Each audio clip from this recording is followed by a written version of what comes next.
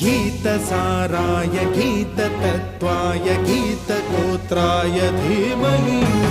गूढगुल्फाय गन्धमत्ताय गोजयप्रदाय धीमहि गुणातीताय गुणाधीशाय गुणप्रविष्टाय धीमहि एकदन्ताय वक्रतुण्डाय गौरीतनयाय धीमहि गजेशानाय भालचन्द्राय श्रीगणेशाय